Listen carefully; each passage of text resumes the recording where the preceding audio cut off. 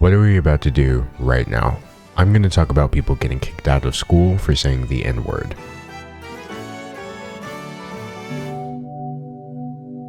So why does any of this matter to me? Well, I'm not sure if you noticed, but I'm actually...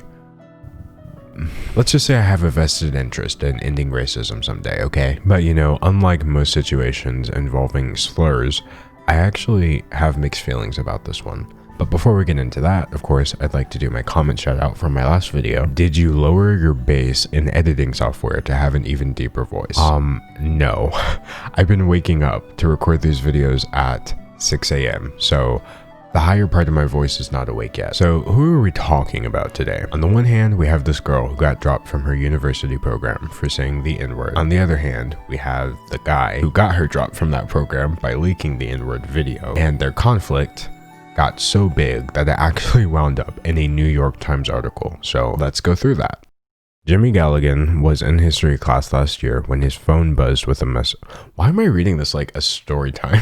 Once he clicked on it, he found a 3-second video of a white classmate looking into the camera and uttering an anti-black slur. He had brought up the issue to teachers and administrators, but much to his anger and frustration, his complaints had gone nowhere. Miss Groves had originally sent the video in which she looked into the camera and said, "I can drive," followed by the slur, to a friend on Snapchat in 2016 when she was a freshman and had just gotten her learner's permit. She was a child? Okay, wait a second. So this is the video apparently. I can drive. Yikes. Mr. Galligan had not seen the video before receiving it last school year when he and Miss Groves were seniors. By then, she was a varsity cheer captain who dreamed of attending the University of Tennessee, Knoxville. Imagine dreaming of attending the University of Tennessee. And Mr. Galligan, who had waited until Miss Groves had chosen a college, had publicly posted the video that afternoon. Within hours, it had been shared to Snapchat, TikTok, and Twitter, where furious calls mounted for the University of Tennessee to revoke its admission offer. Over the next 2 days, Miss Groves was removed from the university's cheer team.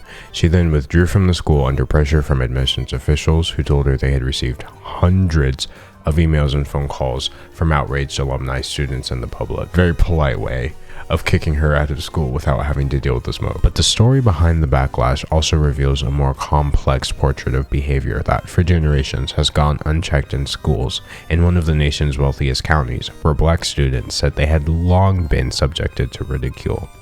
Go pick cotton, some said they were told in class by white students. Gym teachers at her elementary school organized an underground railroad game where students were told to run through an obstacle course in the dark. A report commissioned last year by the school district documented a pattern of school leaders ignoring the widespread use of racial slurs. Bruh, this wasn't like racism town. This was the capital city of racism. Miss Groves said the video began as a private Snapchat message to a friend. Oh wait, this is her point of view. At the time, I didn't understand the severity of the word or the history and context behind it because I was so young, she said in a recent interview, adding that the slur was in all the songs we listen to, and I'm not using that as an excuse. She said it with the hard R though. Child, sit down. The hard R is not in any of the songs you're listening to. For the University of Tennessee, the outrage over Miss Groves followed a string of negative publicity over racist incidents at its flagship campus in Knoxville.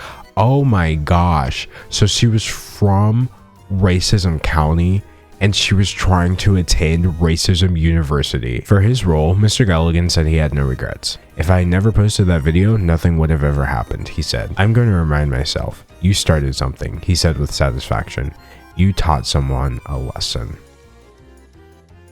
Alright, so what's my opinion on this? I hate that a town like this still exists in America in current year. I hate that a student could feel so powerless that they feel like that's the only time he's ever felt like he's had any power against racism. I hate that, you know, the other girl was racist because she was taught that.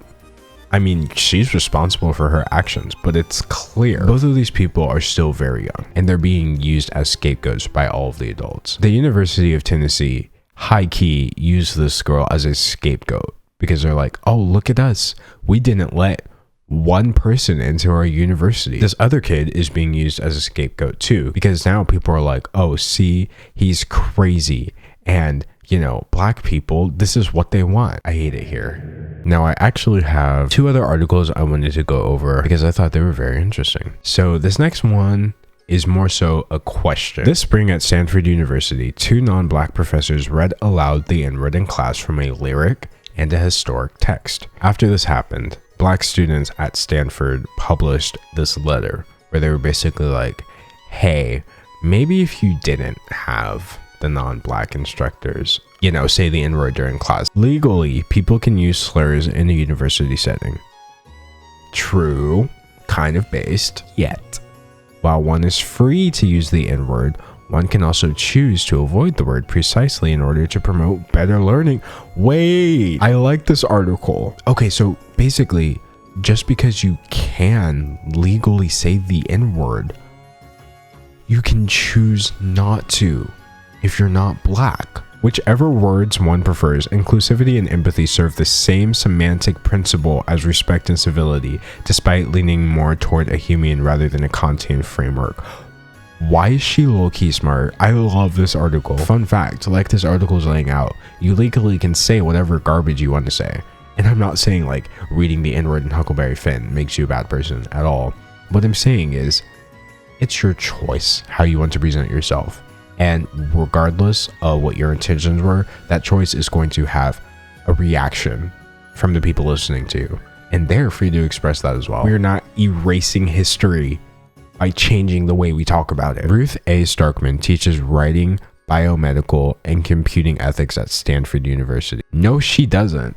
Ruth A. Starkman teaches facts. She didn't miss once. So the last story that we're going to be looking at here raises yet another question. Can you get punished by your school for saying things outside of school that make the school look bad? This one's not really connected to the N-word, but I just figured it would be a nice way to wrap things up. It's called A Cheerleader's Vulgar Message Prompts a First Amendment Showdown. So basically she was like, frick school, frick softball, frick cheer, and frick everything. And I support her. Those Snapchat messages are ephemeral by design. Another student took a screenshot of this one and showed it to her mother, a coach. What? Okay, snitch. Okay, 6'9". The school suspended the student from cheerleading for a year, saying the punishment was needed to avoid chaos and maintain a team-like environment. The student sued the school district, winning a sweeping victory in the 3rd U.S. Circuit Court of Appeals in Philadelphia.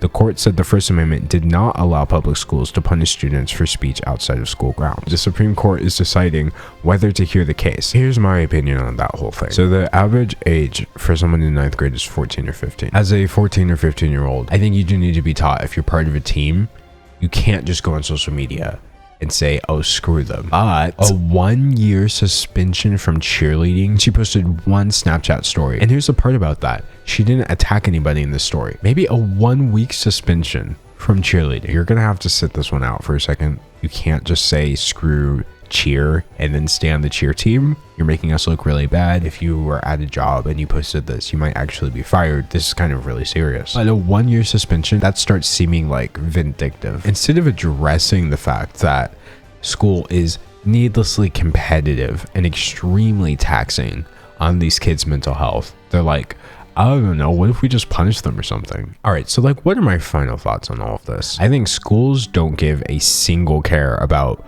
the students who attend or whether or not they feel safe or whether or not there's actual racism happening. I think schools just want to avoid the smoke. What I'm trying to say here is like, let's not pretend like this kid got her kicked out of school for no reason, because it was very clearly outlined to me why he did that.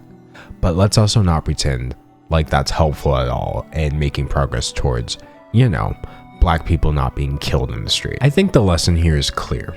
If you're born in a racist town to racist parents, then just move. Even if you're still a baby, legally it's your responsibility to remove yourself from that environment. Anyway, I'll be here all week, folks, at 2 p.m. Central Time. If it's Monday, Wednesday, or Friday, I'm uploading a new video here. If it's Tuesday, Thursday, or Saturday, that means I'm going live over on Twitch. So basically what I'm saying is I'll see you tomorrow. Unless tomorrow is Sunday, in which case, just watch this video again. Okay, bye.